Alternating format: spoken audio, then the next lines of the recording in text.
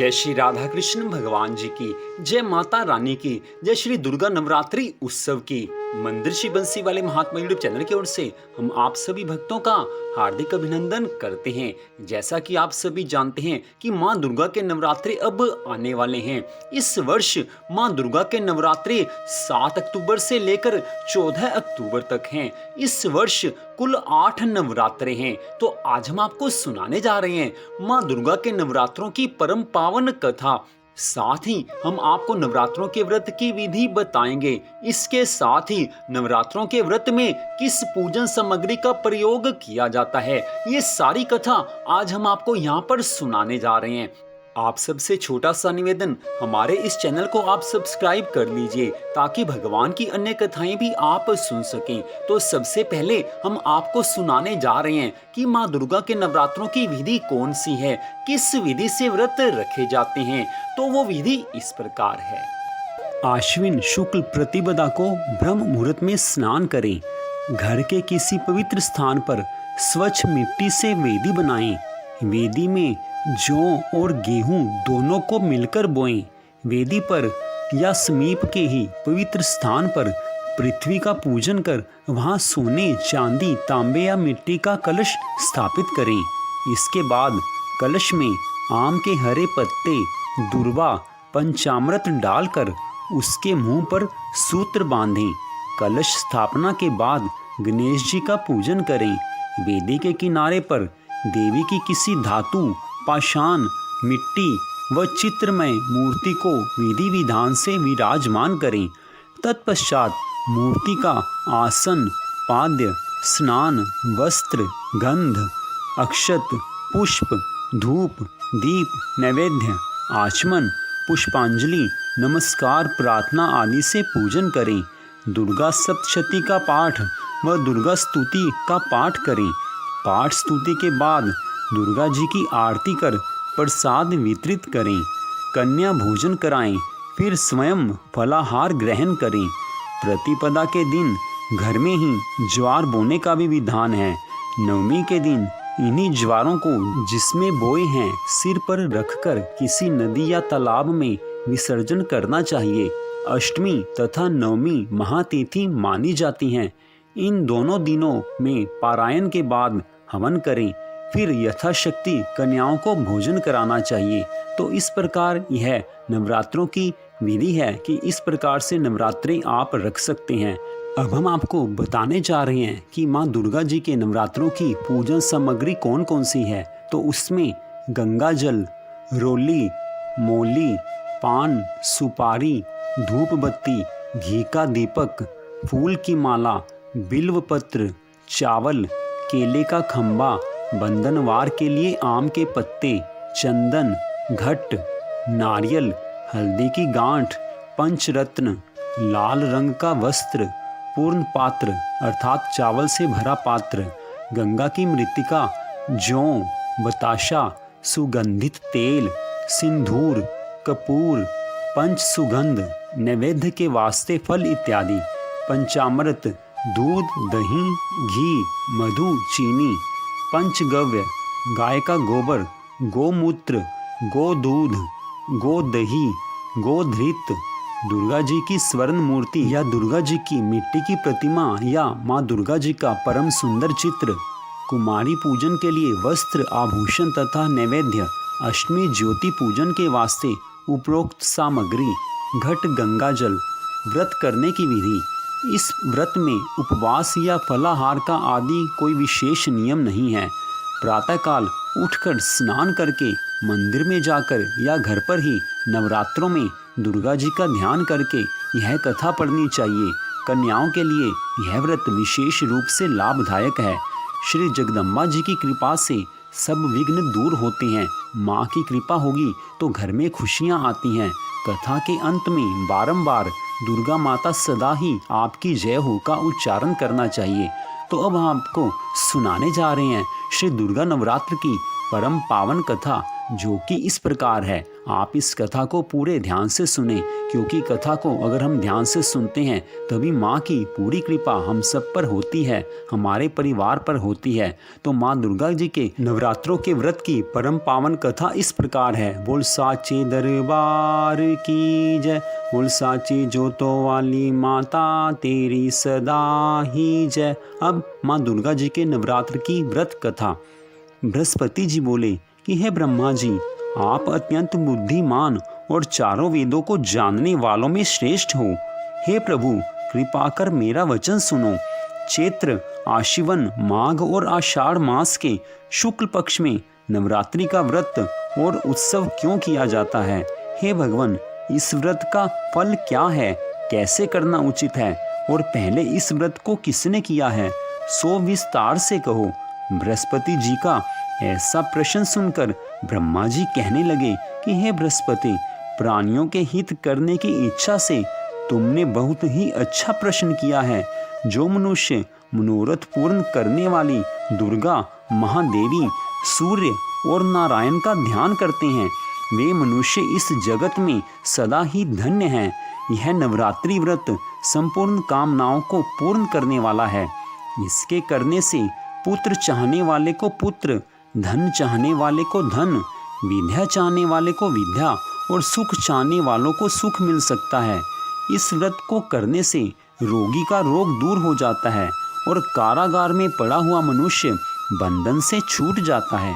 मनुष्यों की तमाम आपत्तियां दूर हो जाती हैं और उसके घर में संपूर्ण संपत्तियां आकर उपस्थित हो जाती हैं। बंध्या और काक बंध्या को इस व्रत के करने से पुत्र उत्पन्न होता है। समस्त पापों को दूर करने वाले इस व्रत के करने से ऐसा कौन सा मनोबल है जो सिद्ध नहीं हो सकता। अर्थात इस नवरात्र के व्रत करने से सभी कामनाएं पूरी होती हैं। यदि व्रत करने वाला मनुष्य सारे दिन का उपवास न कर सके तो एक समय भोजन करे और उस दिन बांधवों सहित नवरात्र की कथा का श्रवण करे, नवरात्र की कथा को सुने। हे बृहस्पति, जिसने पहले इस महाव्रत को किया है उसका पवित्र इतिहास मैं तुम्हें सुनाता हूँ, तुम सावधान होकर सुनो। इस प्रकार ब्रह्मा जी का वचन सुनकर बृहस्पति जी बोले कि हे ब्रह्मा जी, मनुष्यों का कल्याण करने वाले इस व्रत के इतिहास को मेरे लिए कहो, मैं सावधान होकर सुन रहा हूँ। आपकी शरण में आए हुए मुझ पर कृपा करो। ब्रह्मा जी बोले, पीठत नाम के मनोहर नगर में एक अनाथ नाम का ब्राह्मण रहता था। वह भगवती दुर्गा का भक्त था।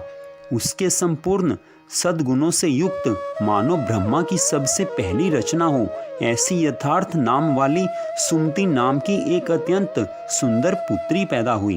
वह कन्या सुमति अपने पिता के घर बालकपन में अपनी सहेलियों के साथ क्रीड़ा करती हुई इस तरह बढ़ने लगी जैसे शुक्ल पक्ष में चंद्रमा की कला बढ़ती है।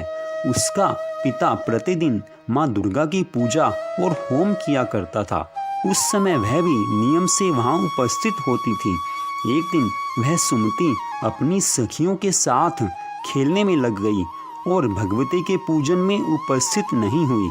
उसके पिता को पुत्री की ऐसी असावधानी देखकर क्रोध आ गया और वह पुत्री से कहने लगा कि अरे दुष्ट पुत्री, आज प्रभात से तुमने भगवती का पूजन नहीं किया, इस कारण मैं किसी कुष्ठी और दरिद्री मनुष्य के साथ तेरा विवाह करूंगा।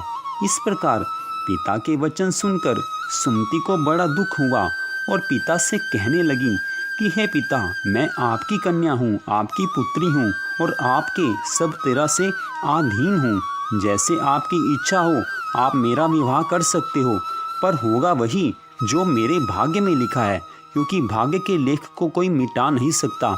मेरा तो इस पर पूर्ण विश्वास है।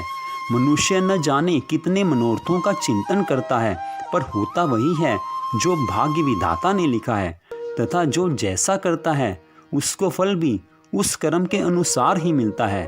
क्योंकि कर्म करना मनुष्य के अधीन है, पर फल देव के अधीन है। जैसे अग्नि में पड़े हुए तृण आदि उसको अधिक प्रदीप्त कर देते हैं, उसी तरह अपनी कन्या की निर्भयता से कहे हुए वचन सुनकर उस ब्राह्मण को अधिक क्रोध आया। तब उसने अपनी कन्या का विवाह एक कुष्ठी से कर दिया और अत्यंत क्रुद्ध होकर कहने लगा कि जाओ, जल्दी जाओ, अपने कर्म का फल भोगो, देखें भाग्य पर रहकर क्या करती हो। इस प्रकार से कहे हुए पिता के कटु वचनों को सुनकर सुमति मन में विचार करने लगी कि अहो, मेरा बड़ा दुर्भाग्य है जिससे मुझे ऐसा पति मिला। इस तरह अपने दुख पर विचार करती हुई सुमति पति के साथ वन में चली गई और भयावने कुशायुक्त उस जगह पर उन्होंने वह रात बड़े कष्ट से व्यतीत की। उस गरीब बालिका की ऐसी दशा देखकर भगवती पूर्व पुण्य के प्रभाव से प्रकट होकर सुमति से कहने लगी कि हे दीन ब्राह्मणी, मैं तुम पर प्रसन्न हूँ, तुम जो चाहो वरदान मांग सकती हो, मैं प्रसन्न होने पर मनोवांछित फल देने वाली हूँ। इस प्रकार भगवती दुर्गा का वचन सुनकर ब्राह्मणी कहने लगी कि आप कौन हैं जो इस प्रकार मुझ पर प्रसन्न हुई हैं? यह सब मेरे लिए आप कहो और अपनी कृपा दृष्टि से मुझ दीन दासों को कृतार्थ करो। ब्राह्मणी का ऐसा वचन सुनकर देवी कहने लगी कि मैं आदि शक्ति हूँ और मैं ही ब्रह्मा, विद्या और सरस्वती हूँ। मैं प्रसन्न होने पर प्राणियों का दुख दूर कर उनको सुख प्रदान करती हूँ। हे ब्राह्मणी, मैं तुम पर पूर्व जन्म के पुण्य के प्रभाव से प्रसन्न हूँ। तुम्हारे पूर्व जन्म का वृत्तांत सुनाती हूँ, सुनो। तुम पूर्व जन्म में निषाद अर्थात भील की स्त्री थी और अति पतिव्रता थी। एक दिन तेरे पति निषाद ने चोरी की। चोरी करने के कारण तुम दोनों को सिपाहियों ने पकड़ लिया और ले जाकर जेल खाने में कैद कर दिया। उन लोगों ने तुम्हें और तुम्हारे पति को भोजन भी नहीं दिया। इस प्रकार नवरात्र के दिनों में तुमने न कुछ खाया और न ही जल पिया, इसलिए 9 दिन तक नवरात्र का व्रत हो गया। हे ब्राह्मणी, उन दिनों में जो व्रत हुआ उस व्रत के प्रभाव से प्रसन्न होकर तुम्हें मनोवांछित वस्तु दे रही हूँ। तुम्हारी इच्छा हो सो मांगो। इस प्रकार माँ दुर्गा के कहे हुए वचन सुनकर ब्राह्मणी बोली कि अगर आप मुझ पर प्रसन्न हैं तो हे माँ, आपको प्रणाम करती हूँ, कृपा कर मेरे पति के कोढ़ को दूर करो। तो माँ दुर्गा कहने लगी कि उन दिनों में जो तुमने व्रत किया था उस व्रत के एक दिन का पुण्य अपने पति का कोढ़ दूर होने के लिए अर्पण करो। मेरे प्रभाव से तेरा पति कोढ़ से रहित और सोने के समान शरीर वाला हो जाएगा। ब्रह्मा जी बोले कि इस तरह माँ दुर्गा का वचन सुनकर वह ब्राह्मणी बहुत खुश हुई और पति को निरोग करने की इच्छा से ठीक है ऐसे बोली। तब उसके पति का शरीर भगवती दुर्गा की कृपा से कुष्ठहीन होकर अति कांति युक्त हो गया, जिसकी कांति के सामने चंद्रमा की कांति भी क्षीण हो जाती है। वह ब्राह्मणी पति की मनोहर देह को देखकर देवी को अति पराक्रम वाली समझकर स्तुति करने लगी कि हे दुर्गा माँ, आप दुर्गति को दूर करने वाली हो, तीनों जगत का संताप हरने वाली हो, समस्त दुखों को दूर करने वाली, रोगी मनुष्यों को निरोगी करने वाली, खुश होने पर मनोवांछित वस्तु देने वाली और दुष्ट मनुष्य का नाश करने वाली हो। तुम ही जगत की माता और तुम ही पिता हो। हे माँ अम्बे, मुझ अपराध रहित अबला को मेरे पिता ने कुष्ठी के साथ विवाह कर मुझे घर से निकाल दिया। उसकी निकाली हुई पृथ्वी पर घूमने लगी।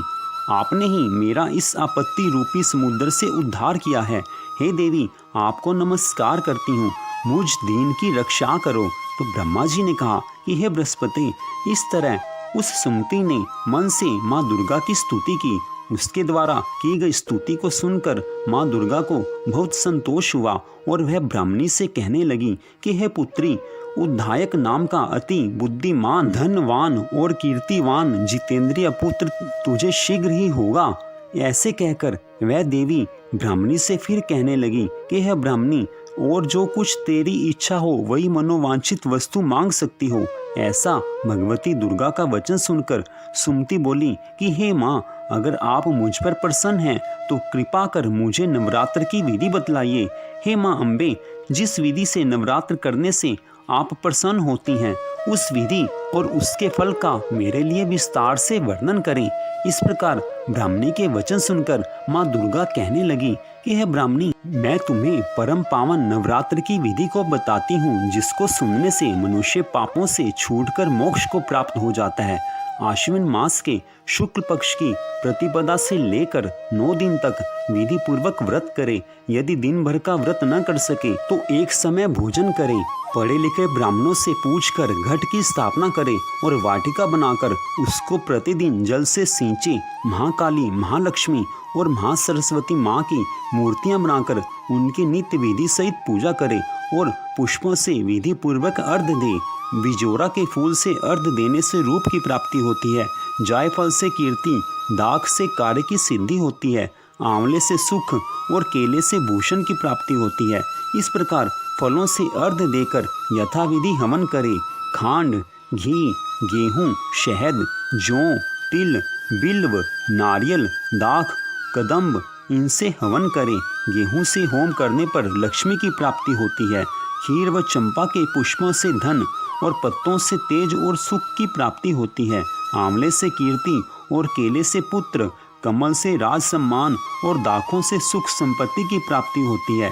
खांड, घी, नारियल, शहद, जौ और तिल इससे तथा फलों से होम करने से मनोवांछित फल की प्राप्ति होती है।